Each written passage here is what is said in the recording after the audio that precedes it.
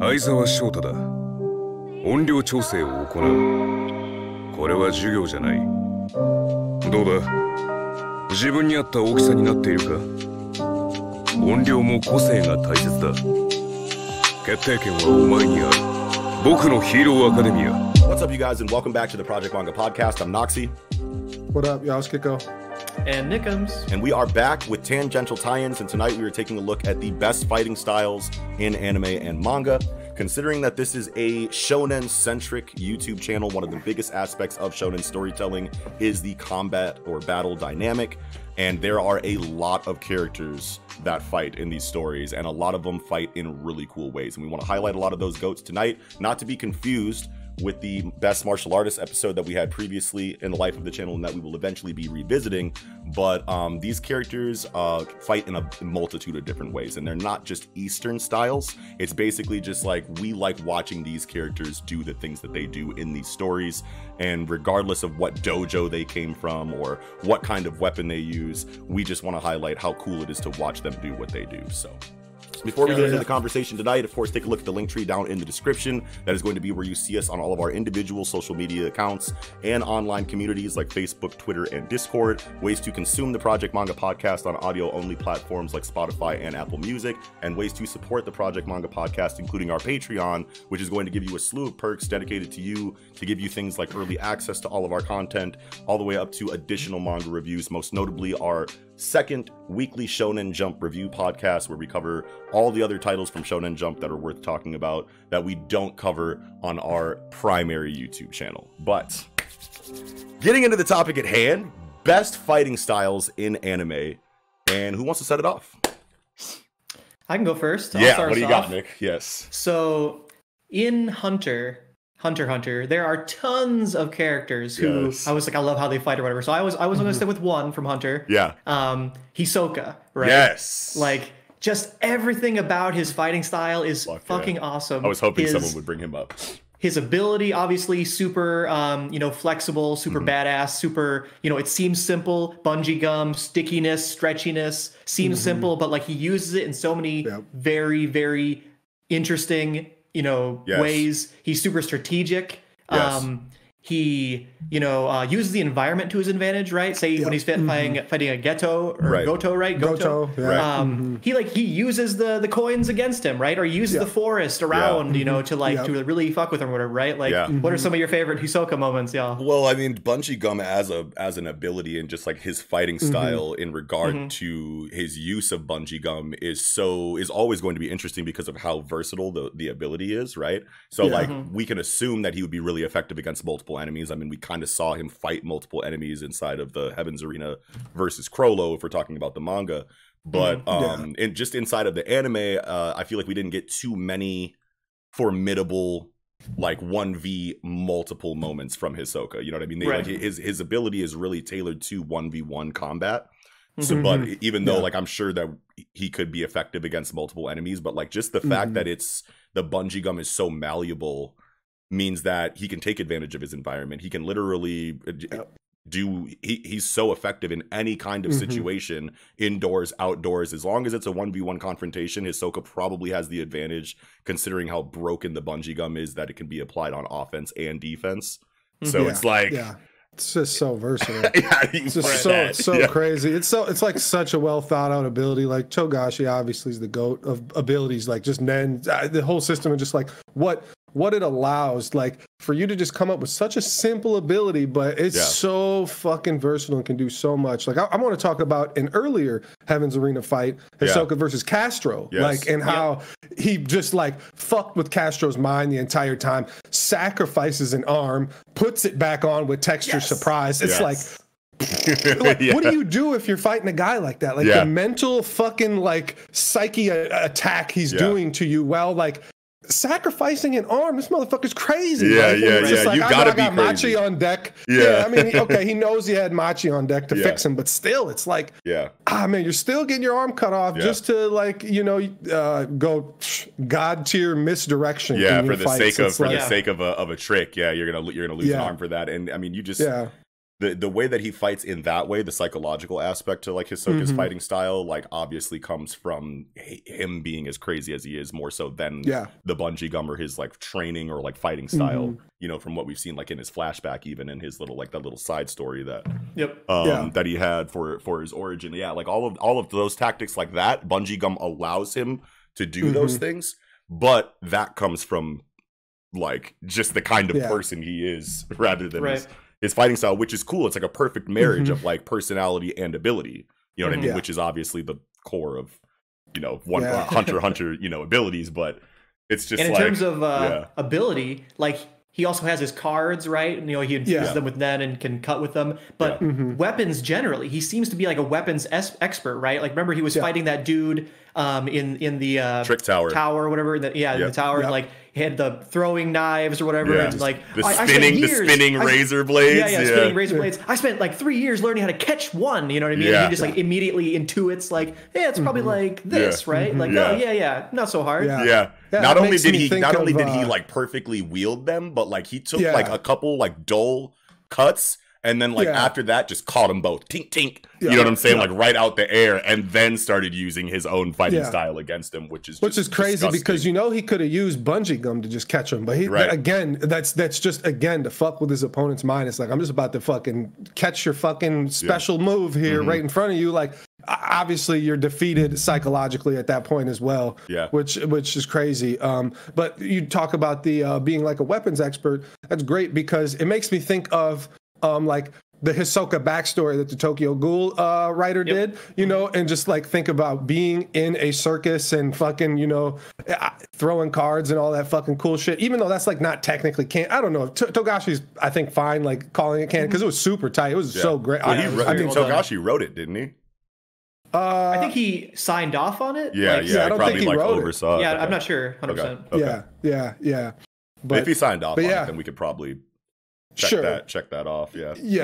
And another thing too, it's like that's why the transmuter class is just my favorite class because it's right next to enhancer class. So it's like they are going to have super high level fucking hand-to-hand abilities as good as anybody other than an enhancer. And so like it makes so much sense to have an ability like bungee gum when you have such a high level of fucking physical, you know, like I mean, he's like a martial arts artist. You can clearly see the martial arts he's using in his style as well, you know, and it's like think of you know, a little bit after the anime ends where it's like Shalnark is fucking hemmed up and it's just, just one shot his ass. It's like it's like that's so fucking he will steal on you and one shot you in your face even though he's not an enhancer. Which, and we saw that strength in like Gon's fight because like Gon like had been like using the stone flip, you know what I'm saying? Like that was like his move throughout his time in the Heavens Arena, and then all of a sudden he goes up against Hisoka, and Hisoka's just casually kicking tiles into the crowd, like meters into the air and down the fucking like arena, you know what I'm saying? So it's like that strength is definitely there, and that is really cool. And I guess I never really thought about it too much about how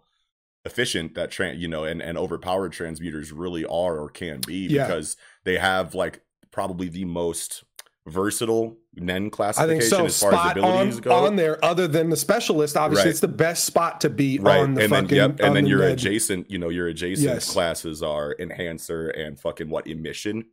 You know what I'm saying? No. Enhancer and it would be conjure or manipulator. It's one of the two. I think it's manipulator actually. Well, just having that enhancer like spot right there on the diagram, like adjacent to transmuter is like a really big deal to make you like transmuters. Like look at them historically throughout the series. They're among probably I think you see really like in the higher echelon of like Nen fighters.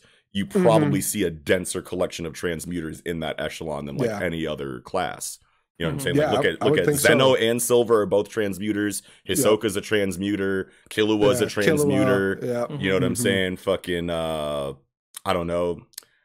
I can't even think of too many. I think Bisky's a transmuter, isn't she?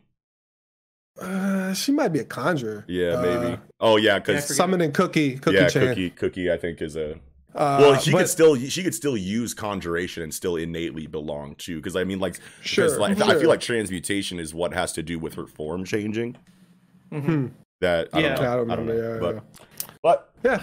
Hopefully no one asks us that on Drunken Hunter Hunter trivia, because whenever we do that, that's the hard question. But yeah, Hisoka, man, Hisoka's a great pick. Definitely like the first character, and I think he's meant to be the first character inside of Hunter x Hunter that really wows you with their fighting style. So I think that is a glorious highlight tonight. Yeah. Definitely. Yeah, who's next? Definitely. Knox, go ahead. Yeah, well, I mean, like, I have a Hunter x Hunter pick as well, so I might as well keep it inside of the same vein. But I wanted to highlight Karapika, right? Because Karapika's fighting style, just the fact that it's tailored to defeat a certain, person or group of people is something that I've always like thought was like really cool about his character. But then like once he gets his nen, well, we can talk about before he gets his nen, because before he gets his nen, his weapon was like always like super interesting to me, because it's like two bokutos that are like connected by like a string or like a chain, you know what I mean? And like I'm just like that's a very uncommon weapon, I feel like, inside of anime. But definitely something that makes sense, because I mean, like, we've seen that weapon before in like old school kung fu movies and shit like that. But especially in Hunter, I feel like when Hunter, like, Leia always got a knife, right? Everyone's got like bladed weapons, guns, bows and arrows, like lethal weapons, you know what I mean? Not wooden swords, right? That like you can certainly kill a dude with wooden swords. You can beat the death of a dude with wooden swords, but like it's not as lethal, you know what I mean? Inherently, which does speak to his, kind personality. Especially before having nen. It's like if you shoe on them, then it doesn't really even matter if they're wood, probably. But like before having nen, it just doesn't seem like, the weapon of choice in the Hunter world. But it's still cool. I think Togashi just wanted to plant a seed of, okay, I'm gonna have him use chains, so I want him to use some kind of versatile moving type weapon early that's not going to give away and doesn't seem, I don't know, shoehorned or whatever into that spot. I always felt like looking back on Karapika's character after like going through the series as much as we have, you know what I mean? Like you look back at Karapika's character and you go, okay, so why did he use this kind of weapon? And it kind of plays into what like Nick was talking about, that like kind of like shows his like kind-heartedness. But at the same time, you think about his character on paper and you're like, okay, this is the character with the revenge plot. You know what I'm saying? Like, this is very weird that like, someone with murder on their mind constantly is walking around with a relatively harmless weapon. And I think that that plays into Karapika's character in regard to, he isn't the kind of person who should have this goal or lifestyle, but he just has no choice. He's the last one left, you know what I mean? Like naturally, if the circumstances were different, like Karapika would probably be the kind of character that couldn't harm a fly inside of the Kurta clan, even though they're wildly powerful. But would you also say that the wooden swords also speak to his naivety? You know what I mean? Sure. He's like, I'm gonna go beat the spiders, right? I'm gonna be the Phantom Troop. And it's like, he doesn't even understand how much of a task that is at that point in the story. You know what I mean? Once he gets once he gets, in there, he doesn't use the wooden swords nowadays, you know what I mean? So like that is a brilliant point. That is a brilliant point. And then going into like post Nen, after his Hatsu training, we find out about Tangential and the technique that he created to fight the spiders with. And it was just such a cool, like, one, York knew was a huge tone shift inside of Hunter x Hunter, and it's when you really start to see how dark the series did not really see that shit coming. Right. And this is also like shortly after we've gotten Nen, so now that we have like the introductory Nen, like, hey, try your best to go up, a tournament bracket, you know what I'm saying? Like, test your new Nen skills out. Now it's like, okay, now that was fun. Now go actually be hunters in this York New City arc, now that we know about these powers. And the first enemy, the fucking strongest group of criminals in the entire series, period. No matter how much farther we gotten in Hunter x Hunter, the Phantom Troop have remained like upper echelon, exactly, higher tier, like fighters inside of the series. So that was just such a huge like wall of tension to walk through from, the Heaven's Arena arc to York Shin City. The stakes suddenly spiked tremendously in the series. And then now we're focusing on Karapika, and it's really cool that we get the start of his revenge plot so early on in the series, when coming out of that huge tone shift, going into York New City. And then when you see him actually brandish Emperor time in combat, like for real, for the first time against Uvogan, and you find out everything that it allows him to do, And he's explaining it to you like, I get 100% mastery over every Nen type when I'm in this form. And you're like, what? And then you see it like being used, like the enhancer pinky, I think is on the pinky. The healing thumb. Healing thumb. So enhancer is on the thumb. Yeah. And Vogan like shatters his fucking arm and he comes out of the fucking rocks and his shit is like swelled up. He looks like he has a fucking Popeye arm. And then he fucking drops the like healing thumb on it and you're like, wait, no. And he's like, gives you the exposition on the ability and it's just so fucking sick. How like that is such a strong situation inside of Hunter x Hunter. Obviously it's meant to be the strongest thing that we've seen so far in the series, but also it's kind of stayed that way despite everything that's happened. But it was never used in like a, you know, egregiously like broken way. You know what I'm saying? It's not like, I feel like if that ability existed in like anything else, any other series, that would be like final form for the main character. That would be, you know, final villains fighting style. You know what I'm saying? Like things like that. But they gave it to Karapika, who now is the main character of Hunter x Hunter, but back then was a relatively, you know, but back then you didn't know like the activation condition, and we shouldn't spoil what it is for the not, you know, manga people, but once you learn the condition, it makes a lot more sense. It's like, okay, that's fair. You know, you're in that one. Before that, I'm just like, wow, this maybe is broken. But of course, it is directed completely, well, not completely, but mostly at the Phantom Troop. There's are certainly some abilities he can use against non-troop members, but since it's directed, it also feels a little better in that way, for sure. Definitely. Man, we could move on, but it's just like I just a little thing about Hunter again. It's just like I'm good. That was all I wanted to say, so we could finish with you. Yeah. No, I know, and it's just Hunter and Togashi in general, like how he laid out Hunter. It's like, okay, going heavy like right away, but then it's like full team, we're gonna get all four and we're gonna get bits and pieces of all of them. And then it's like, okay, Killua we gotta go fucking learn more about Killua and his life. And it's like, okay, give Kurapika his fucking big fucking time. And so we can get right back to Gon and Killua on Green Island, Gon and Killua on Chimera fucking NGL, Chimera Ant arc, and then back to fucking Kurapika again. It's just so well done how we're getting everything. I mean, Leorio's kind of left out, but all he wants to be is a doctor anyway. Right, so, right. Like, He's already verbalized his intentions in the story from like episode. He just wants money to heal people and just do the right thing. Paladin Knight, you know. Like, and for a character like that, he's gotten quite a bit of screen time in this heavily like battle centric series. So definitely, I like Togashi's like, you know, spotlight allocation on his main characters. Yeah, definitely. So, but to go to the next pick, it's like I don't have a Hunter pick, but let's just keep it with Togashi, right? Like, Who you got? I got Shinobu Sensui. We got the Rashuyuken style. Rashuyuken style is so fucking tight. Like I just love Shinobu Sensui. I swear to God, Sensui is like top 3 villains, maybe top 5 villains for me. I have him in my top 5 too. Like it's in like history of anything, and he's just. He's so elegant, and you see it in the fighting style. It's called the most elegant fighting style that you can only learn after learning all other martial art. You have to learn every other martial arts before you can learn Rashuyuken. And it's totally like all his offense come from kicks, and all of his defense come from above our hands. He only uses hands to block and only uses kicks to attack. Like it's just so tight. So sick. Like I don't think I've ever seen anything. Like focused on like in that regard inside of like manga, you know what I mean? Like that is such a Togashi application to martial arts in his story. Like that is so fucking cool, dude. Yeah, and it's so tight that like he even keeps the theme going for like Sensui's version of, you know, Spirit Gun. What is it? Reshu Kokyuha. Which is the emitter like ball of energy that he fucking Pele kicks, which is clearly referencing his idea for Razor later on in the series, because it's literally the exact same thing as Razor but with the feet. So it's like super fucking sick. And like, and he's got Splinter Rashuyuken kicks it and breaks it up like fucking Spirit Gun, or Shotgun, and it's just super, man.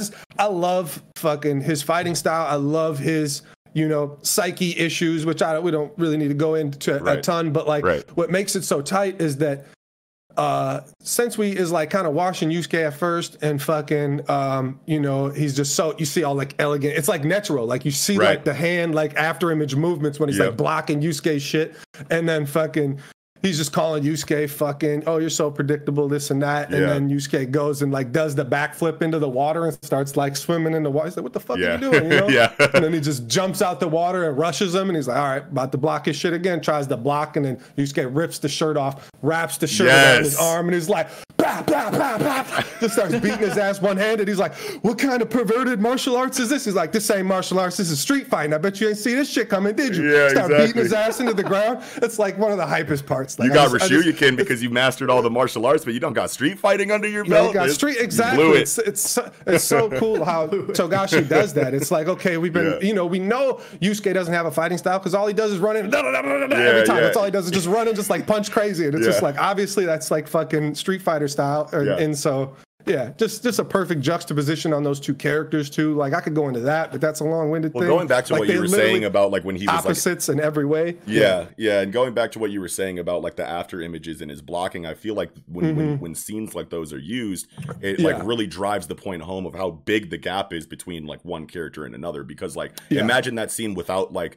the zoom in slow-mo of the after images blocking Yusuke's attacks. It's literally just going to look like a regular exchange of punches and kicks that we see, you know, reused frames for all the time. But when you like zoom in on it like that and show like it like really like shows you that this person does not have a single worry in the world about who they're fighting, and it like really like ups the stakes in the tension rather for the main character, because you're like, holy shit, this dude is not sweating at all. Like Pierrot did a great job of just all of the like fighting extent. I mean, but especially in fucking the Chapter Black saga, like you just really get to see, even like Yusuke is adapting to Sensui a little bit. Like Sensui will have like a big, beautiful kick that just like comes across slow as hell, and you'll get to see Yusuke's fucking after image eventually to block, you know, dodge those kicks. But just like it's just really well done, and I just love seeing like it's almost like it's. Kind of almost feels like Okama Kempo, right? Like almost feels like Bon Clay a little bit, because it's just like such an elegant kicking style. So so tight. I love it. Oh yeah, man. Do kura. Sensui is a magnificent pick, bro. I love that. Yeah. Black Angel. He's one of the tightest characters of all time. Amazing character design too, and like that was like when like that was like at the point where. And I don't really know how it like works on like the money side of things for these like studios. Do if they have all the money that they need for like the entire season or for the entire like stretch of like episodes that they're ready to do, and they can just like, I don't really know how it works, but what it feels like is doing great. So they got more. Whatever's happened, they got more. You can tell, and obviously like technology is just going to like improve over time, of course. But like it just felt like such a drastic like switch from like the Dark Tournament arc even to Chapter Black in regard to like quality of animation and like just like diversity of like animation techniques used, you know what I mean? Like way less reused frames in the Chapter Black saga, like way more like highly stylized and like dynamically shot like fighting sequences, like when Yusuke fights fucking the doctor, the like deranged like doctor, and you got all of these like next level, like way ahead of their time, like action perspectives and like and like animation like scenes. Like it's really hard to explain, crazy but psycho close-ups.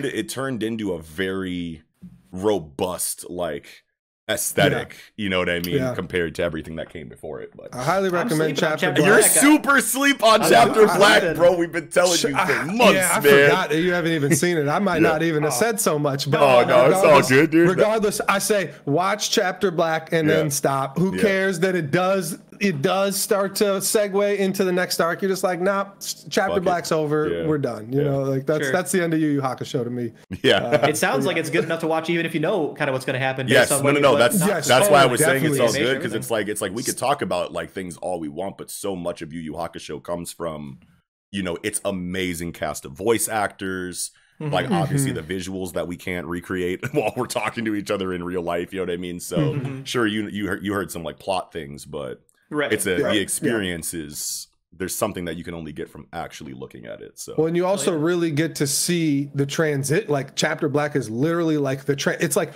if Hunter just starts right after Chapter Black, like and like literally comes out the next day. You're like, oh man, is this a sequel? You know, like or like you could literally feel. I mean, Hunter gets it's soft early, but you get these themes in Yu Yu Hakusho that were kind of there but not really. You know, like these. really big, I mean, Meruem type situation with Sensui, you know, like you really can sympathize with him and things. It's just like Togoro's like, man, he just wants to be strong, and then he just wants you to be killed by like Genkai's, you know, pupil or it's like your motivation ain't great. Elder Toguro is weird. You'll see, he's still around, and yeah, it's just like the demon like people that he fought, like Rando, and then like the whatever Suzaku. It's like it was evil to be evil for that, but like once chapter Black hits, it's just like you get a whole. This is a new story. This is a whole new outlook on how this story is, and it's you can really tell Togashi was like holding like Sensui like in his back pocket for like his like the real true biggest series villain for Yu Yu Hakusho was always meant to be Sensui, and you could just see that is wild how much to care. Me. Yeah, you could just see how much care and like love and attention that was put into Sensui's character, and you could just tell like before Yu Yu Hakusho even started, Togashi was thinking about Sensui at the very least. But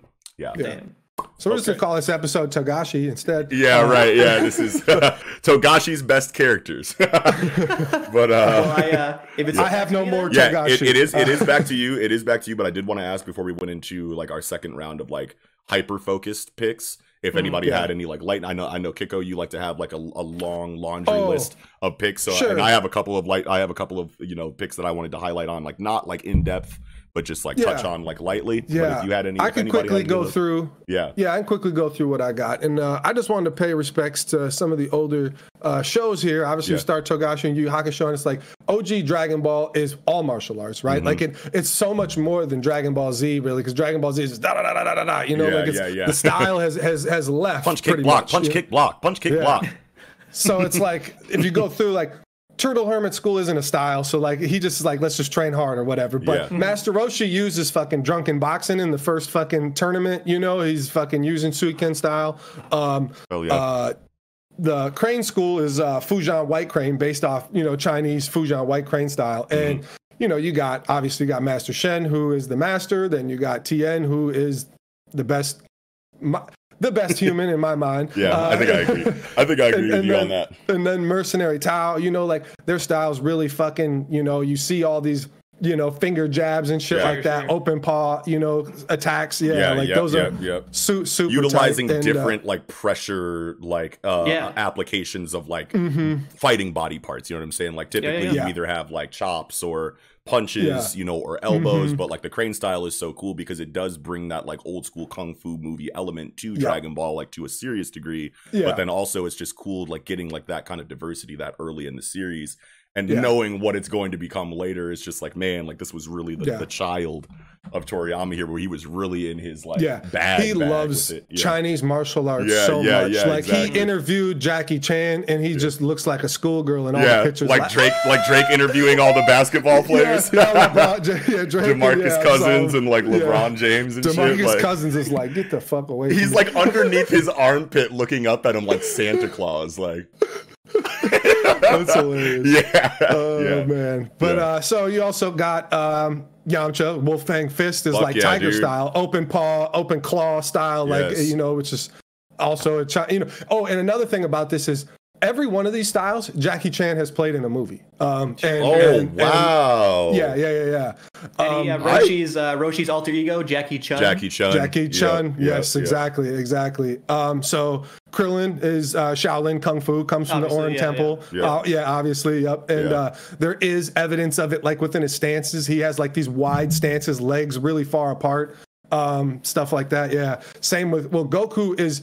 What I had to look up Goku. Like the rest of them they're not too hard to figure out. But Goku, especially since you see like, okay, Turtle Hermit isn't a school, but later on they say he has like adapted Wing Chun, Wushu, and Taekwondo. Like he's got a lot of wide stances, kicks to the head, and just all he has a lot of these really crazy like acrobatic stances, getting low to the ground like Wushu with like these weird hand placements that just don't look like they're actually good for fighting.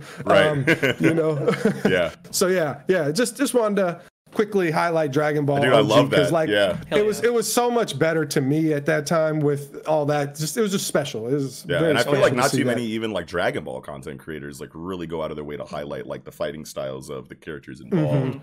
You know what I mean? So it's cool that you had like like a segment for the specifically the fighting styles inside of Dragon Ball and who are the practitioners of them. That's really fucking cool, dude. Yeah. The real couple like just real quick picks that I had, you know, like on my like lightning round list that I wanted to touch on, because I thought about it like. I thought about both of these like 5 minutes before we started shooting, and I was like, "Oh my god, dude, this is gonna be funny." So I wanna show some respect to Bobo because because dude, when I saw that for the first time, bro, I was like, "That's because you got that problem IRL, right?" Oh my god. No, I just never like I don't know. That was like my first like gag anime, you know what I mean? Definitely. Yeah, me too. I was really confused when I was watching. Yeah, I was like, I know that this Japanese stuff is kind of like wacky, like sometimes I'm not really used to this, you know, this culture's like, you know, animated comedy, you know, and things like that. But this is like a whole show that's made of like the little funny moments that I see in like serious anime shows, you know what I mean? And I was like so blown away by that. I was like, this is the craziest, trippiest shit that I've ever seen. This dude goes Super Saiyan, but with an afro. And then like his powers like don't really have much to do. Like he's swole, but he fights you with his nose hairs. Like I was like, what the fuck is going on here? You know what I mean? So I wanted to talk about Bobo because that shit blew me. It's hilarious. I'm glad you did. That's funny as hell. And then Dreyfuss from Seven Deadly Sins. I always, when I was reading Seven Deadly Sins, like was attracted to Dreyfuss's character for his fighting style because it's very strict, it's very proper. Like he's an obvious like knight, like Templar. Like you really feel that in his fighting style. Whereas like a lot of the other like Holy Knights in the Holy Knight War Saga, you know, kind of were dressed as knights and swung their swords around, but like they didn't feel like knighted people. You know what I mean? Like you could tell that Dreyfuss is like, you know, super pro establishment, super by the book, like, you know, Knights of the Round Table style fighter. And I just like always loved that in his illustrations, that you could really see that in his fighting style a lot, like in like his stances that he takes and like just like the position of his body when he does his attacks. It feels like if there was a fighting style that anyone was adhering to in Seven Deadly Sins, Dreyfuss was definitely adhering to one. So disciplined for sure. Yeah, disciplined. I was looking for that fucking word that entire monologue. Like, where is that shit? I kept saying like more words. Like I was like, I don't want to finish this sentence without saying disciplined. Eventually I just gave up, and then you said it right after. It's funny as hell. But yeah, I just wanted to highlight those two real quick. But Nick, go ahead, man. Back to you. Yeah. Hell yeah. So my next pick is Higashikata Josuke from JoJo Part 4, right? So his fighting style obviously is very much related to his stand ability, which is they call it like fixing, you know, like I can repair things, but it's really more like matter manipulation. But the way he uses it and the way that the rule set of the ability works really makes his fights super interesting and super fun. Like for example, my classic example of Josuke's power, right? So an enemy goes into, he's with his mom, right, in their house or whatever. An enemy like turns into some like liquid or whatever, right? And goes into his mom's stomach, right? And he's gonna kill her from the inside out. And so Josuke, he grabs a glass bottle and he takes it and punches through his mother's gut. Like right clean through her, donuts her, you know, like fucking Kakyoin or you know, Ace or whatever, just right through her guts. He breaks the bottle. He reassembles the bottle around the enemy. He pulls out the bottle with the enemy inside of it. With the enemy inside it, and on the way out, heals his mom. She didn't even notice. Doesn't even feel it. Oh my god. Yep. So tight because it's a water stand. It's like outside it's raining and shit. Like it gets in because there's like rain on the house. I remember, something like that. Man, that was so fucking tight. Like that was. I remember that may have been what. Maybe you showed me that, and that's when I went. I was like, all right, let me just hurry up, knock this JoJo out real quick. You know? Hell yeah. Another great example of his ability, like. Say he breaks, like I said, he breaks a bottle, he can reassemble the bottle, right? So that if he can reassemble a bottle, that implies that the pieces move, you know what I mean? They move to the bottle. So a lot of his attacks are kind of like, well, there's like a thing in the distance and I have a piece of it right here. And if I say reassemble, the thing is going to come right here. So he like uses a projectile, you know, by calling it to fix it, right? So like I'm gonna use a piece of a thing to come at and so it can be whole again, right? Uses that trajectory. So does he have to break the thing? himself? I mean, yeah. Well, Okay. you know, he can touch things and just reassemble them as well. Okay. So is there a time limit on that? Like if he breaks something, does he have to reassemble it in like 5 seconds? Otherwise he loses the ability to? He can delay it. I'm pretty sure he can even delay it. Like break something, send it scattered, let it kind of chill for a second. That's JoJo. That's JoJo though, where like the rules aren't super clean cut. Yeah. Oh yeah, but it's like so fun from like what I've seen too, because like JoJo fights, like to me, like as someone who's like not an avid JoJo watcher, just feels like, oh, you got me on the ropes now, enemy. But little did you know, I ripped my pinky toenail off 15 minutes ago, and the effect is about to start. You know what I mean? Like it's just like some like I caught you slipping on some like super tactical like mastermind like 5D chess like 17 moves in the future type shit, and I like love that about JoJo. Yeah. So good though. So fun to watch his fights. Yeah, fuck yeah. Yeah. Did you have anything you wanted to say about Josuke? No. Okay. I'm good. Okay. So what is me? I think so. Yes, you. Let's go. Okay. So another one that I thought of today, because I kind of like I've kind of had this list kind of like chilling for a little bit now, but I like just today like thinking about like the episode, I'm like, oh shit, you know, and fucking one that I remember that I know Kiko's gonna be pretty excited about is Kari and Yuki from UQ Holder, bro. Wow. Yeah. So UQ Holder, for those who don't know, because it is a rather obscure series considering it's not coming out of Weekly Shonen Jump, and it doesn't really get talked about among like the like cult fandoms that I see online that like other like popular like manga, but that aren't coming out of like, you know, like you see people who are like, yeah, Kingdom, you see people who are like, oh yeah, Usogui, you know, you have all of these cult fandoms, and I never see anyone talking about UQ Holder, which is fucking crazy. But yeah, so UQ Holder is the story where the shared, you know, energy system or superpower similar to chakra, nen, or stands in UQ Holder is immortality. So you have a bunch of characters that have a different, you know, all different kinds of ways to not die. So you have, you know, vampires, you have werewolves. There's really cool applications of immortality, like putting your consciousness in like prosthetics, you know, like a robot body, so that you're like Genos, you know what I'm saying? You take high trauma attacks, but you can just screw yourself back together. And different you know levels of like immortality. There's like high, what is like a pure blood vampires like have a really high version of immortality, where like there's a character who eats mermaid scales while he's stranded out on a fucking you know ocean, and since he ate this many mermaids he became immortal, but like he still takes damage and gets scars and they stay there, more like a Vash the Stampede, opposed to like some immortalities that'll just regenerate and fix each other, so or fix himself. Now Kari has like the highest tier, the highest level of immortality. It's like it's like a curse. It's a curse though. It was weird. It was weird when I was reading UQ Holder, because the words divine and curse were like right next to each other, and that like that oxymoronic like it is combination a divine curse. of that like is what shit. it is. Yeah, it's like crazy like to think about that. Like I had never like thought about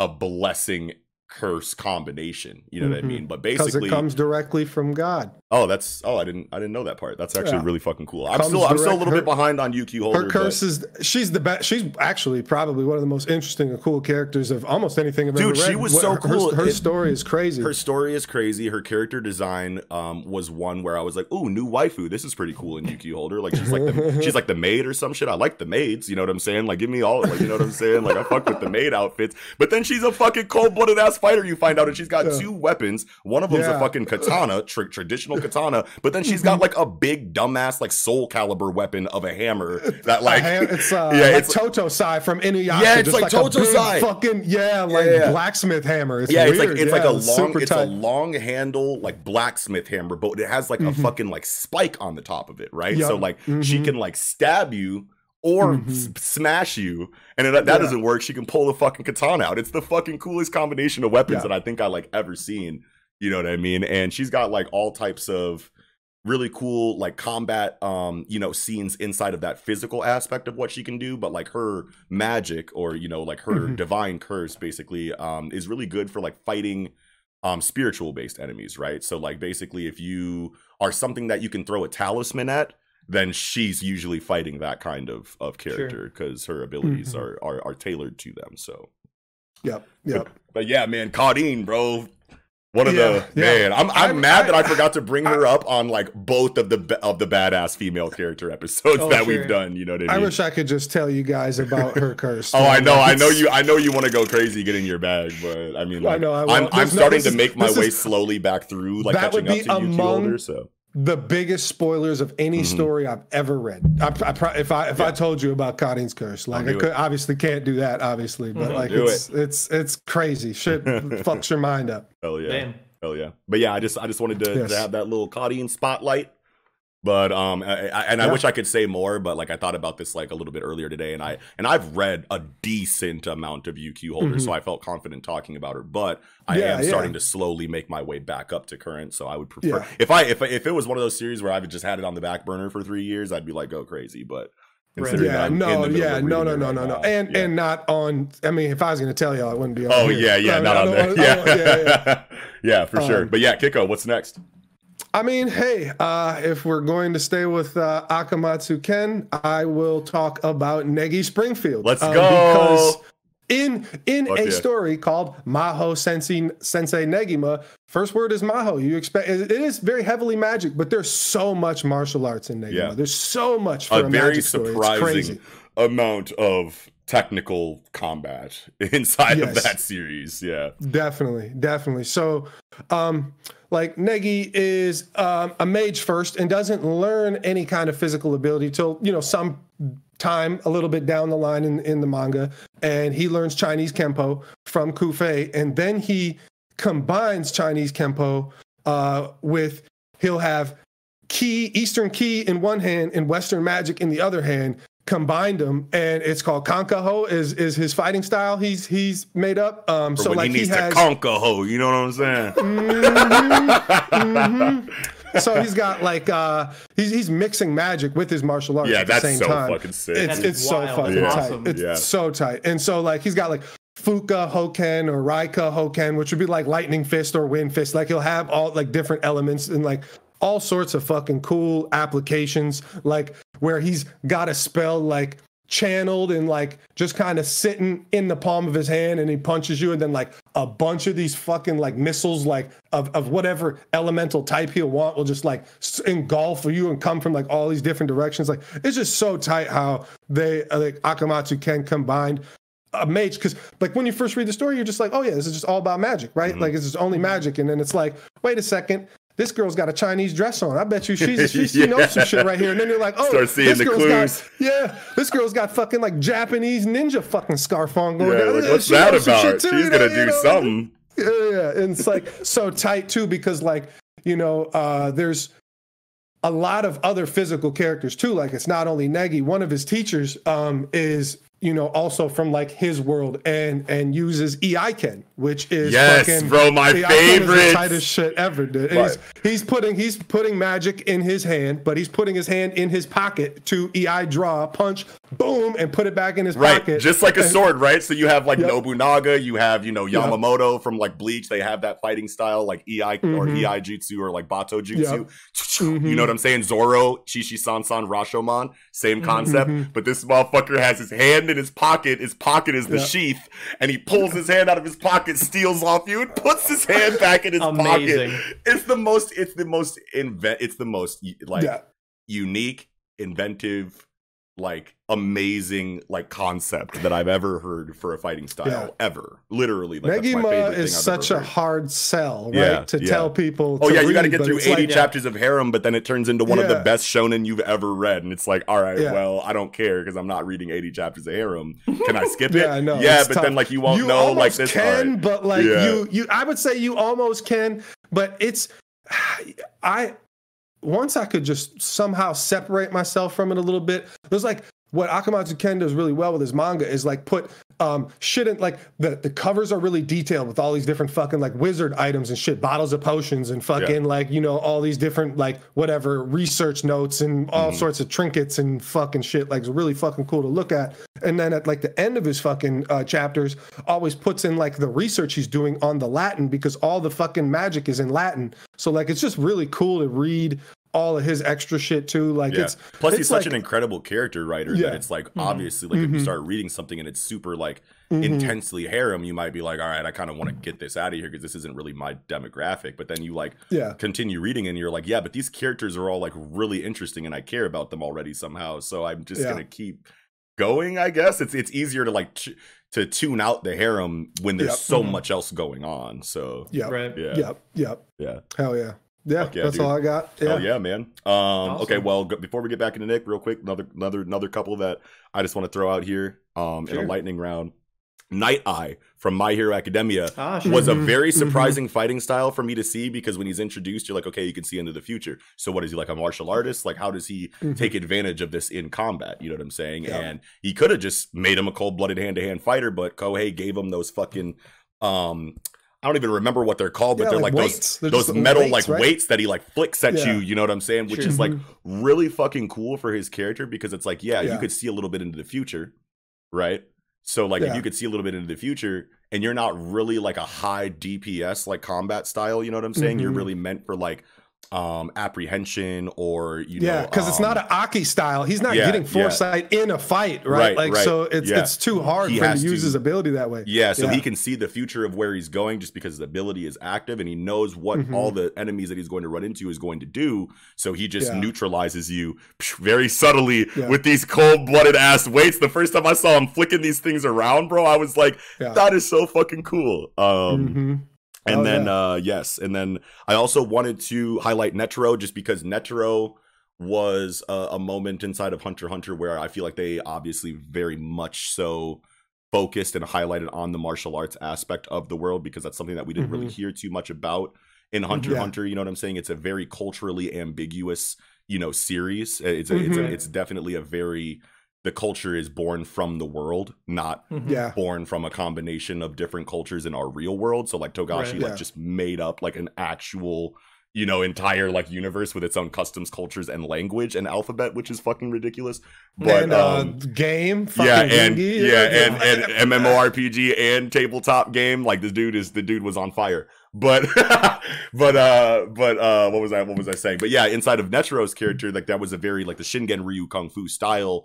You know, this is the first time that we've even heard of a dojo in Hunter x Hunter, and obviously Netero is the character that you would probably closely associate with a martial artist, considering he's like the very old, seasoned, you know, stereo or archetype in his character. But when they focused in on it in the Chimera Antark, it was something that was so crazy, because obviously it's during the initial invasion of the meat plantation, right? So you're like, finally we're here, like let's go. And then the conflict starts, and then moments after they stop to give you a flashback. Normally you'd be like, what the fuck is going on here? But it's for a character that you have been so interested in for so long to learn more about. And it's a fucking amazing flashback that focuses on martial arts in a story that is very clear that martial arts is abundant in, but they never really highlight. So it was really cool to see that as a huge Kung Fu martial arts fan that I am.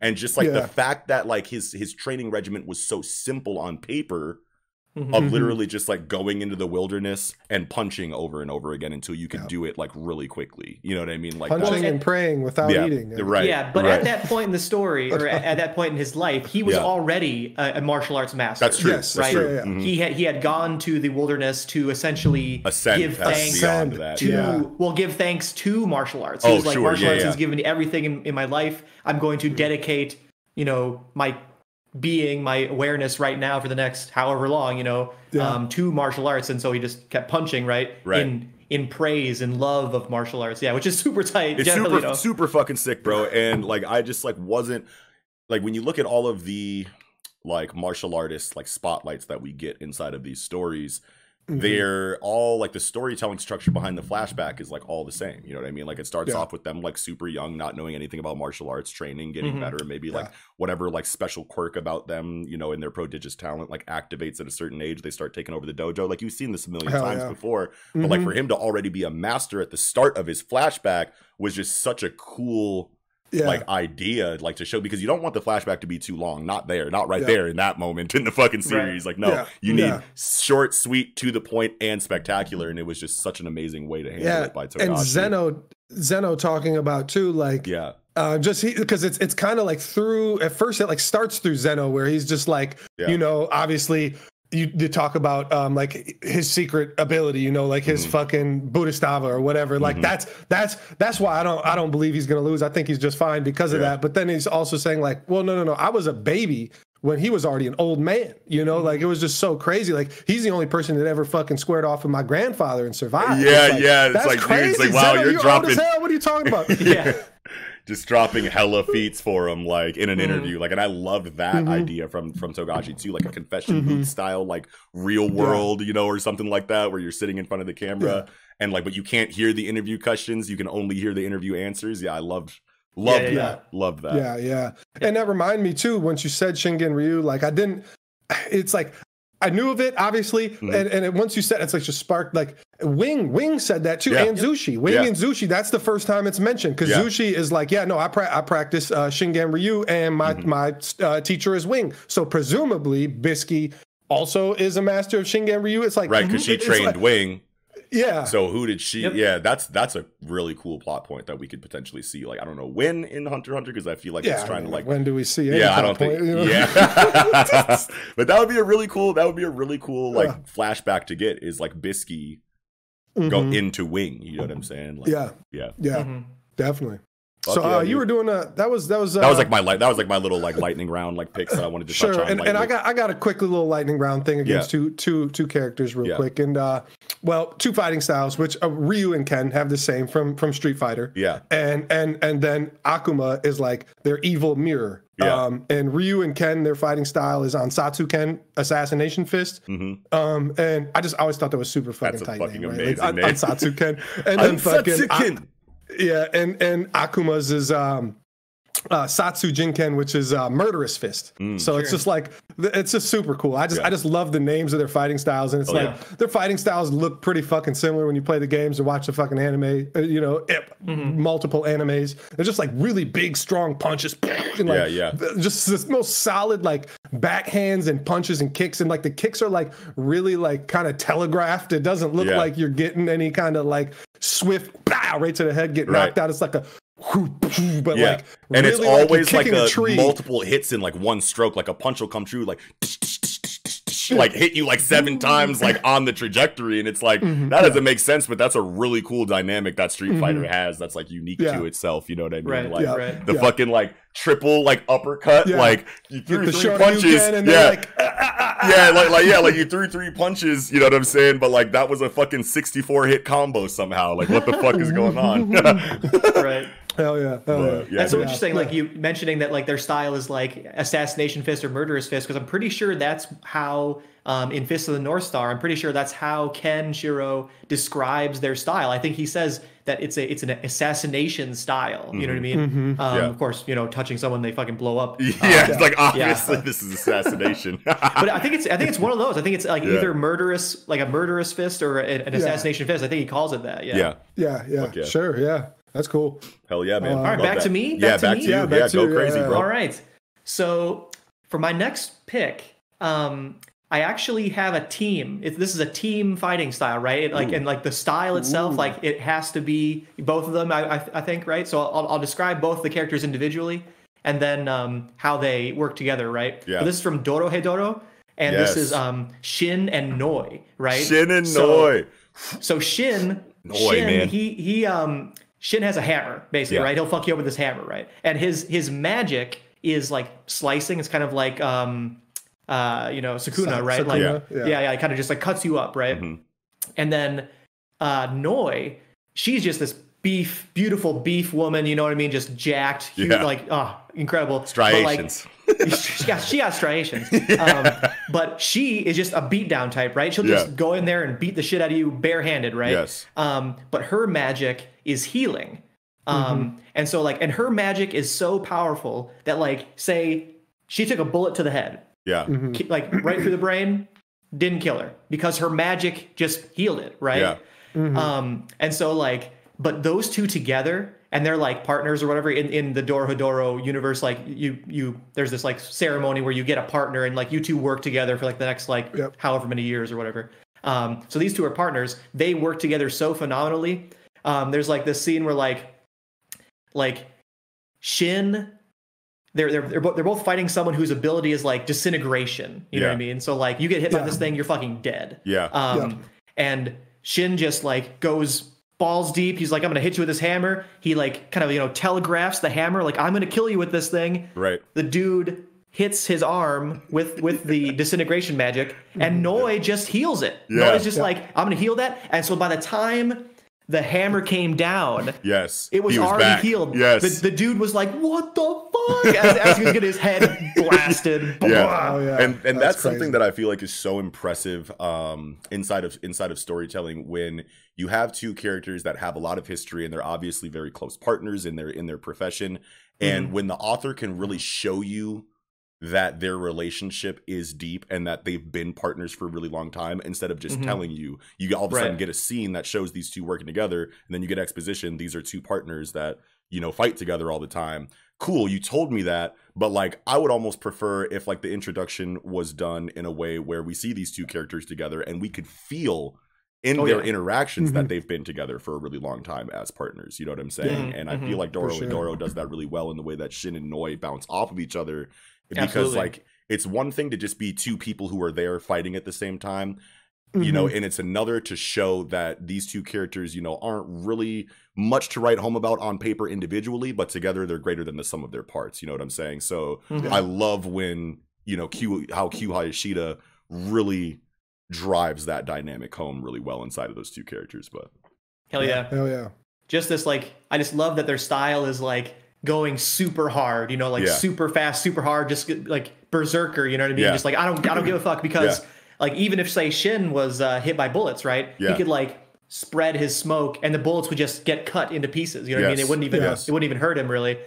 So like the dichotomy of like recklessness, but like you have this huge confidence that like I'm gonna be fine, I don't care. And sometimes it backfires, I'm sure, right? But like, there's a lot of order inside of the entropy, like more so than what would be expected. And it's like the way that they move, how it's so high octane and like high speed, like you're like watching like someone play like Unreal Tournament or some shit. You know what I'm saying?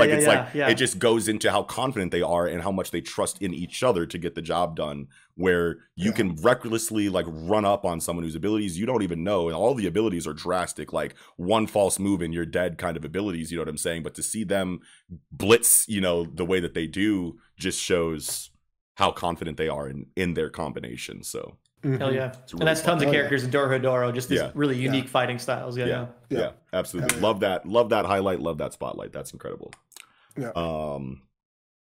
Back to me. Yes. Well, I want to talk about Sanji and Zoro together, right? Because I feel like we can all get in our bags obviously with this, but these are two fighting styles that are my two favorite fighting styles in the entirety of One Piece. And there's a lot of characters in One Piece and 99% of them are fighters. So you're going to have like a huge laundry list of people that you could choose to highlight, or that you could fall in love with. But like I personally have never thought that anything came close to Blackleg style and Santoryu, like inside of One Piece. And Zoro specifically, knowing that I'm the Zoro guy that I am, bro, like when I tell you, like thinking about Zoro fighting is so crazy to me, because like one, I'm a huge swordsman buff, but like Zoro, and obviously this is probably has to do with how long the series is, but I feel like I've never seen a swordsman with so many named attacks. You know what I mean? Like so many, and the diversity, like the story that is like his like skill tree tells is like really fucking cool, because you have, it's like sectioned. Like you have attacks that are named after food, you have attacks that are named after animals, you have attacks that are named after, like you have like this huge, like it's very fitting of the future, swordsman, number one swordsman. Each Ni-san, you have one, two, or three style fucking you have attacks three, as well. Like, you have like three styles inside of your style, like three sub-styles. Exactly. You know what I mean? Which is just, you get a so Shishi-san-san or you get a Rashomon. It's and they're like very similar attacks, obviously, but it's super tight. And I feel like inside of like Shishi-san-san specifically, I feel like that is more of a, like when you're thinking about the damage application of that attack, right? And you think about the movements involved, it feels like a slash outward, obviously. And then he ends up behind the opponent, like we know in all of the samurai, like lore, like they clash in the silhouettes, you know, the 2D, you know, perspective, like silhouette, they clash. One of them falls, one of them still over here. So like he does that inside of Shishi Sansan and Rashomon, but Shishi Sansan feels like an outward attack, whereas Rashomon feels like a chemtrail attack, you know, or whatever. It's, I don't know if that's the right terminology that I want to use there, but you know, like when you see the plane flying and they've got like, you know, the trail like behind them, is that chemtrails? I don't know, but yeah, that is the official is contrail. Okay, contrail, yeah. But yeah, you know what I mean? Like I feel like the damage, you can see it like when he's fighting Ryuma in Thriller Bark. When he does the Rashomon and then like there's like that still moment after the attack where nothing happens and then you see where all the damage went. Yeah. The Rashomon's damage was like waves, you know, parallel waves of damage behind him. Whereas in Shishi Sansan, you don't get that like ground damage behind, you know, him. It's all just like damage like forward towards the enemy, which is cool. How in two similar attacks, there's such a different application of damage there. So well, yeah, I like that you mentioned that because Rashomon is like reverse blade or like reverse handle, you know, like there's a reverse handle. His hands are downwards like this, and that's because they're off the back like this. You know, like he's using that's what's his creating that like chemtrail slash like damage behind him. Coming down. Yeah. Whereas with Shishi Sansan, he holds the sword in front of him first, brings it down, and then like so that damage has to go forward. Yeah. Wow. Yeah, and then Sanji, pretty man. Cool, I could talk about, all of us could talk about Zoro for the entire episode, but I want to make sure that I don't like get too deep in there. So while we're at like a break in that, I feel like we've kind of like talked about said Zoro enough there, sure. But the blackleg style inside of fucking Sanji, man, holy shit, bro. Like I'm expecting like when I see a swordsman, cool, I'm gonna see sword stuff. Zoro does it in a spectacular fashion in the best way that I've ever seen a swordsman character handled in anything that I've ever read. But like Sanji's fighting style was so unexpected because it's like I've seen kickers, you know what I'm saying, in series, but like Sanji had a whole different kind of funk on it that I like never like saw before. And the fact that he's such a cool, collected, like dapper individual that's like obviously like based on like a French person with French names and all of the fucking attacks and shit, and they're all named after different dishes or like parts of like animal bodies that you cook, you know what I'm saying? Like that is just such a cool idea for a character, period, on paper, you know? Yeah, that reminds me of first against Jaibura, you know, first Diablo Jumbo we get where he's like at the end after he hits him and it's just like so tight, like it's kicks fucking and it's like swirls downwards. He's on his way down, he has like, it's almost like a monologue because fucking, I mean, Jaibura is probably knocked out and done, but it's like, he's just like, what does he say? Like cooking is a gift of the gods. And spices are a gift from the devil. I think my dish was too spicy for you. As he lands. And then to be continued. Boom, at the end. He always has the most crazy, like amazing food, like, or like chef dialogue when he's kicking your ass. Like when he's talking to Sasori in fucking or Satori, I think is what it is. Yeah, it's Satori. In Satori in because I got it wrong on the thing. Yeah, you did. I got it wrong on the drunken. Yeah, you said Sasori. It's like, wait, is this too? Yeah, this is drunken Naruto trivia. But no, when he's talking to Satori in Skypiea and Luffy like wraps his arms all around him, you know what I'm saying? And he's like, "Let go of me, you idiot! You're all idiots. I'm a priest on this island. Don't y'all get it?" And Sanji's like, "Shut up. You're letting the flavor escape." And I was like, oh shit. And then like the fucking like Sanji music like starts and he starts going into this monologue about the best way to tenderize and like season meat and shit like that. And I was like, I thought it was just arbitrary like chef talk. But then when I saw him use the concasse, I was like, oh, tenderize the meat, season he's like talking, he's telling him what he's gonna do to him, bro. And I was just like, this is my favorite character in this fucking. That was the first time for real that Sanji became like my favorite character in the series for a stretch of time. Like, you're letting the flavor escape. I was like, yo. Sanji feels like how he's animated in the anime. I mean, even in the manga, it doesn't matter. But it feels like Mario from fucking Smash Brothers, where his boot, like the shoe, the big fucking, like the nice fucking dress shoe, is like the most destructive force at like in the world. Like you can't. I come with my sword, and Mario somehow kicks through my sword with the fucking shoe, and I'm mad as hell. I'm like, this is bullshit. How do you fucking get through this fucking Hattori Hanzo sword with some Doc Martens? what the fuck is going on? It's like Sanji, it just feels like when anything comes in fucking contact with the shoe part, for sure, there's no stopping it. Like there's a couple of times where he kicked with like the leg and the shin hits like a pacifista. It's like, oh fuck, I'm fucked up. But if it's the shoe, like, if the shoe, no, you can't. I remember him kicking like the submarine or whatever all the way back on Baratie. He just like jumps in the air, like kick, and it's just like he just kicked that big ass thing and it looked like no effort, no effort at all. Fucking out there Mario fucking loafers on, man. It's some bullshit. Oh man. Nick, what do you got to say about you got anything you specifically want to highlight Sanji and Zoro for?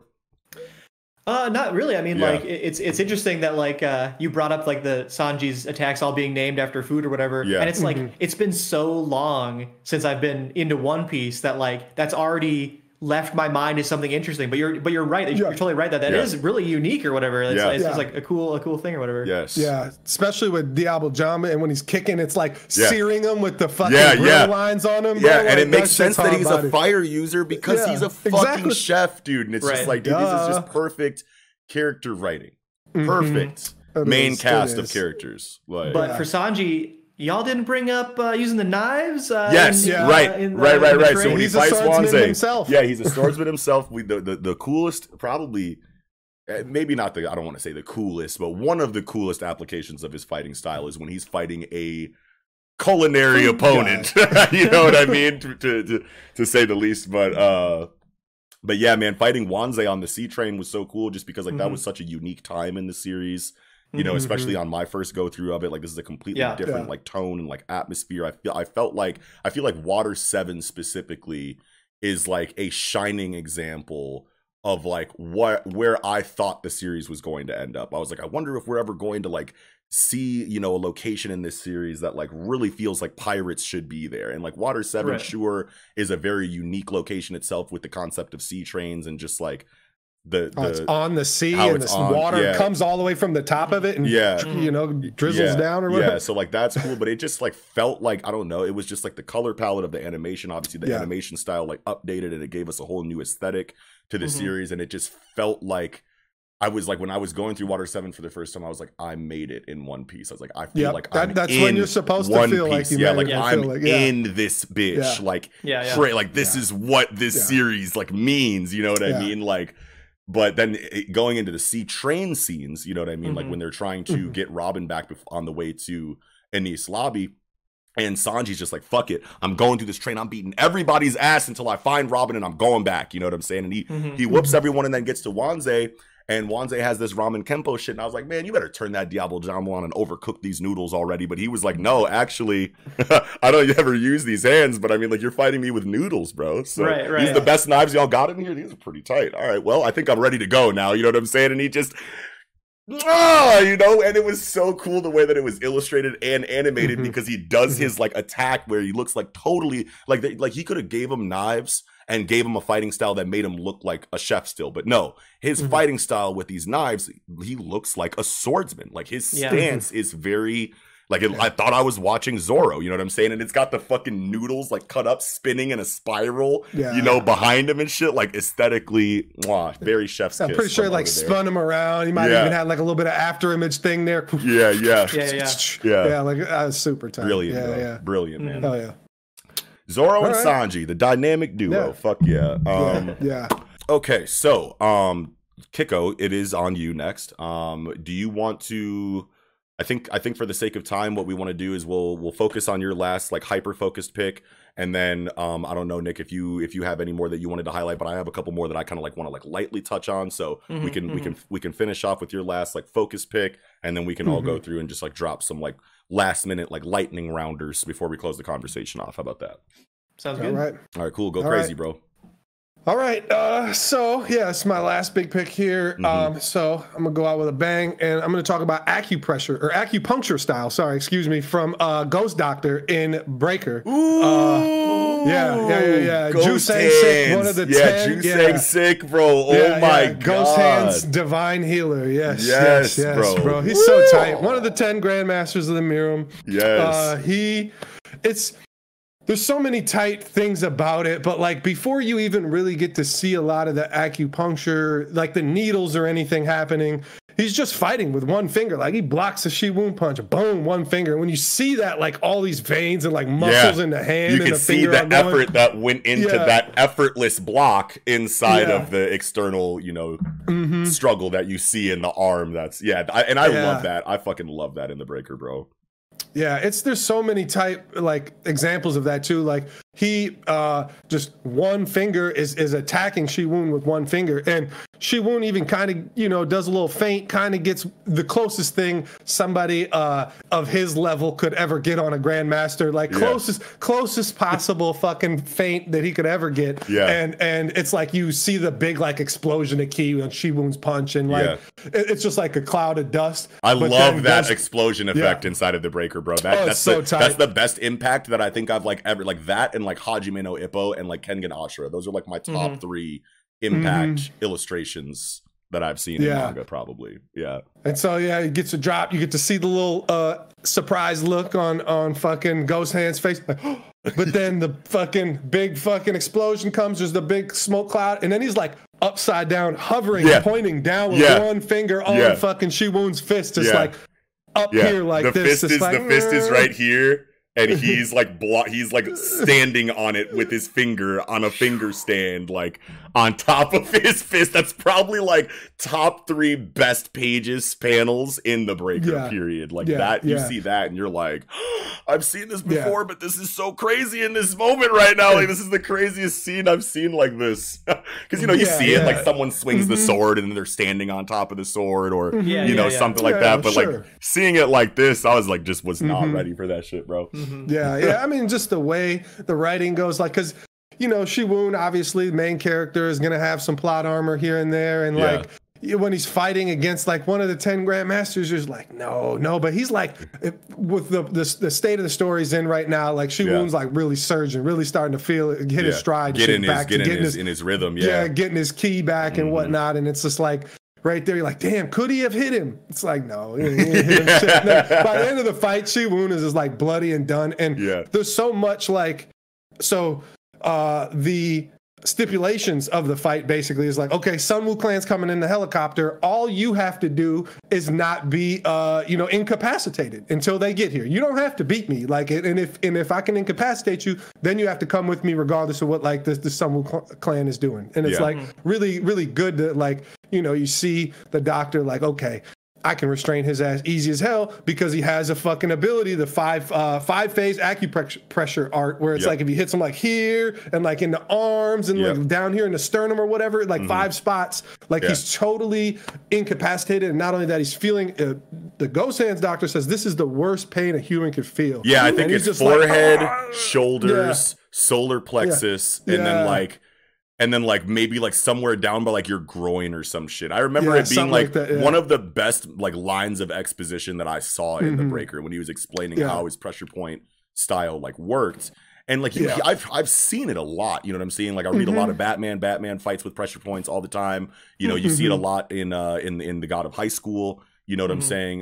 Like Jin Mori has a very like, you know, intense pressure point style inside of that series. But in the Breaker, it felt so right and like real. And I don't know if that was because you know of like the obvious, you know, like kung fu, like old school kung fu movie like vibe that the series gives off to you. But like when he was getting in his like pressure point like bag with like his explanations, I was like, this is the most believable, because like when Batman does it, you're like, okay, I understand you're like this cold-blooded martial artist, but like you're a white guy and like you're in a bat suit, you know, in the middle of Chicago, you know what I'm saying? So it's like it's or like Fist of the North Star, like I don't think that guy's head would explode if he did that. But that's cool. But it's just so, it feels so like authentic in the Breaker. Everything martial arts based feels so right. In I mean, he's got the glasses on, he's got like the Fu Manchu and like teeth missing and shit, like an old crazy ass doctor, and fucking also on top, I think a lot of it was the way the information was given to us, because in the fight you see him blocking with one finger, you see him attacking with one finger, but then after this fucking exchange has gone on and they agree to now the terms of their battle, like you see him blocking Shiwun's attacks and like subtly hitting him in these points, and you don't realize these it till he only tiny needs counters. One more left. Yeah, He has one more to hit left, and he's like, "Well, here's how my ability works, babe." Like, and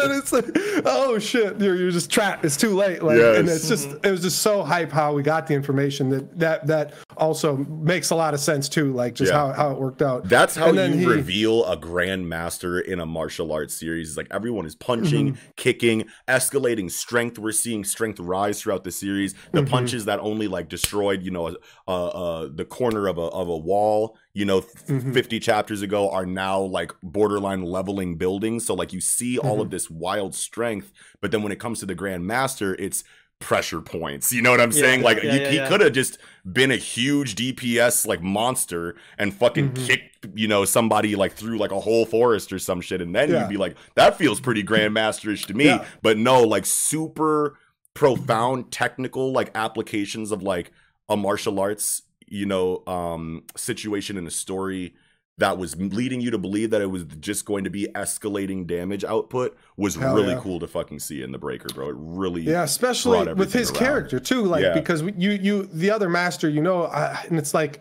I don't know, maybe you know more than two, but I mean, Elder Quan is one of the 10 Grandmasters, and he is his straight two power bodyguards DPS, are Grandmasters too, but they just never fight. Remember? The his, like, other two, the ones that look like dads. The guy with the mullet. The dude with the Hawaiian shirt on, the chubby guy with the Hawaiian shirt and they on, make and a the joke. guy in the clean suit with a mullet. You're like, you had me from here down, but like this, you almost did. No, you ain't. But that's such a funny dynamic in the Breaker, is that you have these two, you know, older characters that are just there, you know, with like witty banter most of the time, and then you find out that they're actually cold-blooded martial artists, and you're like, I can't wait to see what they can do, and then you just never see it, and then that's like a running gag in the series that like these two guys are wildly capable, but they just never get to turn up. And there's even a joke that they like, a meta-ass joke that they make like in one of the scenes where they're like, yo, are we actually gonna get to do something in this comic? You know what I mean? Like are we actually gonna get to fight? And then they don't need to. It's like, oh well, always next time. You know what I mean? And it's like, no, just give it to me, bro. And that part too, I just had to like go back and reread, and it's so like Ginny jumps out of the helicopter to try to get down to Shiwun, and she's jumping over other helicopter blades, like, and she's like, I could clear the fucking helicopter, fuck that, I'm about to jump over this bitch, and then she can't, and so the two Grandmasters jump right next to her, and then had to save her by the arms, and then like fall in between perfectly in between a fucking spinning fucking helicopter propeller. It's like, and then they like all land on the ground. They're like, all right, it's our time. We finally get to do something, right? And they're just like, no, Elder Quan's already down here. Boom! Like, all the dudes, all the body parts just flying. Fucking so tight. And then just the last thing I gotta say about Jusang Sik is the 1,000 needle restriction, which would really lock you, where he's actually using needles, and it's pretty fucking tight too, because like he uses them at point blank range, almost like a fucking knife sometimes, or obviously he's throwing them too, and he's hit like fucking trees where they like key explode the fucking tree too.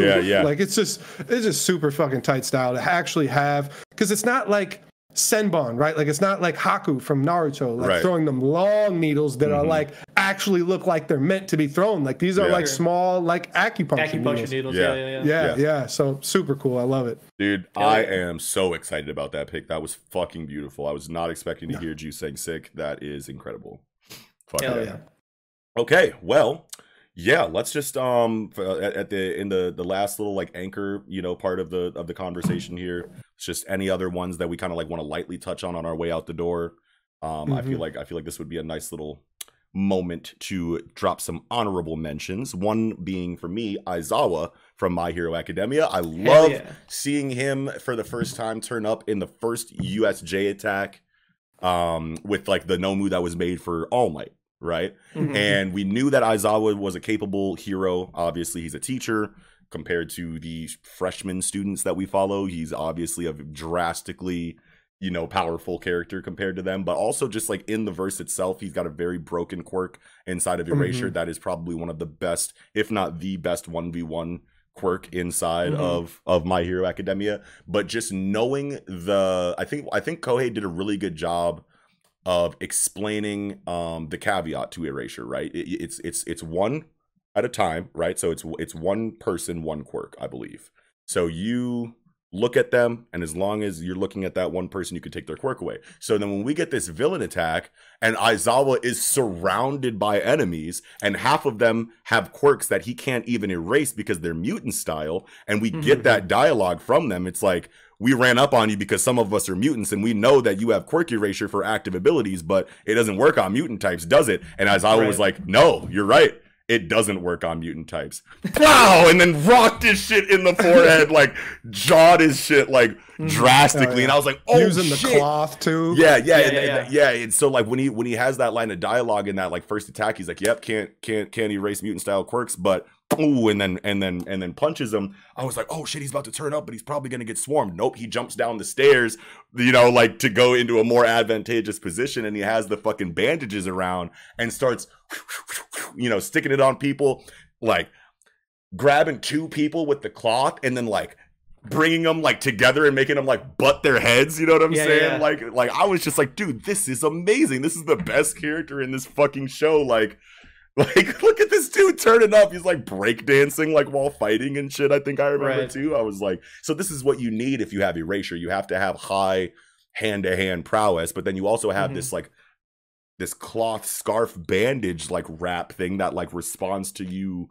psionically, I want to say, I think is how they explained it in My Hero Academia on why he can manipulate it the way that he does too. Yeah. I think it's just like hero tech that like links with like you and your will to some degree in some way. I don't know, but I just remember it feeling a little bit more I don't even know what the word I'm trying to use is, but it looks like it's doing more than just being thrown by the person. Like it looks like it almost has a mind of its own. Like it's like, because like when Aizawa turns up and he goes into like his Super Saiyan mode, like with his hair up, the fucking like bandages are like floating up there with him. You know what I'm saying? So it's he's not even touching him with his hands, but they're like floating around. So I feel like we might have gotten the explanation on that already in the series, but I want to say that we haven't. And if we haven't, I'm really excited to get like an in-depth breakdown of that item, because it's like a super minor spoiler, but like in the most recent chapter, or like 2 chapters ago, the people like who were with Aizawa were commenting that like, wow, these bandages are like super stiff, like I can't move them. You know what I mean? They're like, why are they so hard or whatever? So that's definitely something related to it for sure. Yeah. Hell yeah. So I wanted to highlight Aizawa. Yeah, go ahead, Kiko, if you have any other lightning round. Yeah, I mean, did you have anything? Or wait, no, Nick. I think you had. I thought Nick had like a bigger pick. I don't know. Well, I have like a medium, you know. Okay, go ahead. Lightning round pick, but like another JoJo pick, Giorno Giovanna, the MC of Part 5. Hell yeah! His ability is just bananas, and the way he uses it in fights is totally crazy. You could say his ability, gold experience, is kind of like life manipulation. He can give life to things, but he uses it in so many crazy ways. For example, like there's a tree, and he wants the tree to not be there. You know, you have to see the fight to know why he doesn't want the tree to be there. But he basically gives the tree so much life, it ages and withers away. Right. Oh, so now the tree's not there anymore. Yeah. Or for example, he uses it defensively a lot, because when he gets damaged, like say he gets a chunk of his arm taken off, right? He could take a rock off the ground, put it into the wound, and say turn into flesh. Oh, and it would just heal, right? That's so like sick. Or like a lot of times when you're fighting someone with a gun, right? You're like, oh, I hope the bullet goes through me, right? Because then you can heal it, right? If the bullet like sticks in your arm or sticks in your abdomen, you're like, oh fuck, like now you got to get surgery to get the bullet out. No, he just goes, boop, I'm gonna turn that bullet into the flesh that should be there. Oh my god! And so he like just like heals himself all the time with all these crazy abilities. He's so always broken. Right, and he's always using the environment. He's like Hisoka in terms of like super strategic. Battle, you know, tendency or whatever, and JoJo reference, I guess. And you know, just that's a using part, the environment. Isn't it? Yeah. Battle tendency. That's like part 4 or whatever. Or and it's part 2. Part 2. Okay. True, Yeah. But no, Josuke's fights are also just super awesome to watch or whatever. Or sorry, Giorno's fights are super great to watch. And I hear like I've seen clips like of Giorno, like from JoJo, and I like hear people talking about him, and when I hear people talk about Gold Experience Requiem, it always sounded like he controlled like Oh, did I freeze? I was to say Requiem's Requiem is like a bit more of a spoiler, but it's like it's like a level up of his ability. So like that gets crazy. It's a secondary evolution. Yeah, okay. So then the Requiem is like, okay, so it's gold experience, and then there's gold experience Requiem, which is like the next level of it. And I think that is what I hear people talking about, because it's like a causality manipulation. It's like cause and effect manipulation, right? Yeah. People say that's one of the strongest abilities in fiction. You know what I mean? Like it's really up there. I mean, it's probably not like Sinbad level of like crazy broken, but it's like it's hugely invincible of an ability generally. So I wasn't even counting that, just his normal gold experience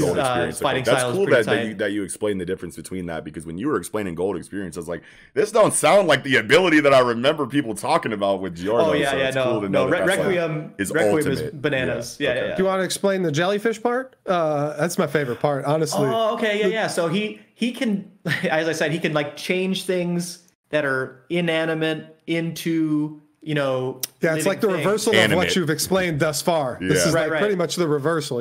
And so like basically the in part 5 it's a gang, like Giorno's trying to join a gang, and all the main characters are all in these gangs or whatever in Italy. And so he's kind of like joining this gang, and he's being initiated, and kind of his teammates who are tricksters or jokesters or whatever, like they like take the teapot and piss in it, right? So like the teapot's full of pee, and they're like, well, here you go, newbie, like here's some tea to drink it up right now, like that's, and he knows it's piss. Giorno knows it's piss, right?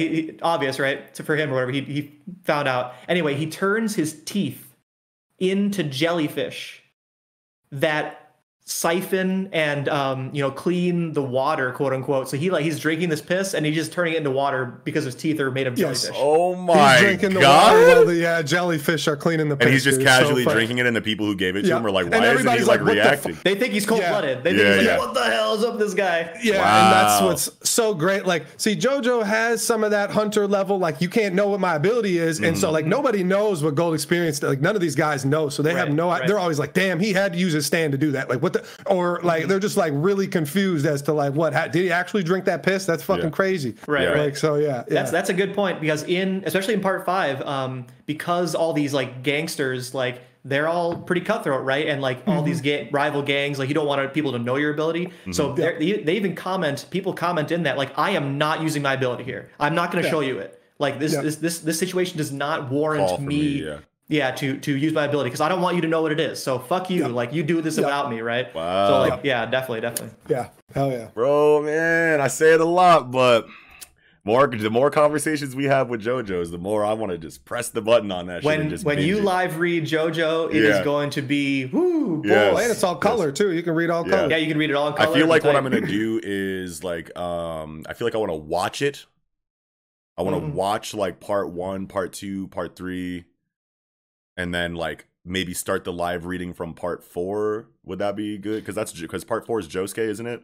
Yeah, and part 4 I think is definitely where the art takes a step up, right? Okay. Like part 1 and part 2 is very like Fist of the North Star. Yeah. Part 3 is still very beefy boys, like very like, I don't know, like a jarring style. It's still cool, but like part 4 is when it starts in Araki's path of like, then all of a sudden the MCs become beautiful and like super sexy, like a lot more stylized, and he gets really into his bag. So like I think part 4 is a great time to start reading it for sure. Or maybe I'll watch the first 4 parts and then start reading with 5. That's what I did. If you start watching any of the parts, you're not going to want to stop. Yeah, I mean, 4 and 5, like that's what I'm, like 4. I thought 4 was the best part, and I don't know, 5 too. It's hard to pick between 4 and 5, like in the anime. Like I just I loved 4 so much, and it was like, all right, 5. I read 5 first, so like maybe there was a little bit less because of suspense and knowing what everything was going to happen. But like still, I mean, 5 is still so perfect and beautiful. Like those, it's just so hard to say don't watch 4 or 5. David Production went crazy. They kill the game on that shit. Like it's the prettiest shit. Well, I'll figure it out. Another thing to keep in mind with JoJo, especially with part 5. Part 5 is like the part that has been translated well the most recently, and so part 5 translation back in the day, some like say 4 years ago, 5 years ago, was really bad. So people like often would say like that they don't like the part because The translation that they got was cheeks. Yeah, and the characters didn't have enough, you know, pizzazz. The characters weren't like well developed, but that's because the translation was bad. So if you watch the anime, then you hear their voices, you get like a proper translation. So it would probably like be a little more fun to read, unless you get like the really proper translation. Okay. Yeah. Okay. I will keep that in mind. But yeah, guys, did you have anything else you wanted to say about Giorno before we kind of wrap it up? Okay. Well. Yeah, no, and we can wrap it up too. Like it's I ain't got anything else. Yeah, I think I am good too. But yeah, that was an incredible conversation. I had a lot of fun with that. Thank you all so much out there for watching. If you did. This was best fighting styles in anime and manga. Go hit us up in the comment section and let us know what your favorite fighting styles in anime and manga are. Let us know what you thought about our picks as well. And yeah, man, that's gonna do it for this episode of Tangential Tie-ins. Real quick, take a look at the link tree in the description down below. If you get some time, that's gonna show you all of our social media accounts, online communities like Discord, Facebook, Twitter, what have you, ways to consume the Project Manga podcast on other audio-only platforms like Apple Music and Spotify, ways to donate to the Project Manga podcast or support the Project Manga podcast, including our Patreon, which is going to give you a bunch of perks, including early access to all of our content and additional manga reviews. Most notably, our second weekly Shonen Jump review podcast that we have that covers things like Undead Unluck, Kaiju number 8, Phantom Seer, and things like that. Jigo Karaku, Dr. Stone coming soon. But yeah, just the other half of Jump that we don't review on our regular YouTube show. So definitely give that a look if you ever have some time. But yeah, that's going to do it, you guys. Thanks for hanging out with us. We will see you guys online. I'm going to go ahead and wrap it up for Tangential Tie-ins. I am Noxy. Peace, y'all. It's Kiko. And Nickums. We'll catch y'all next time.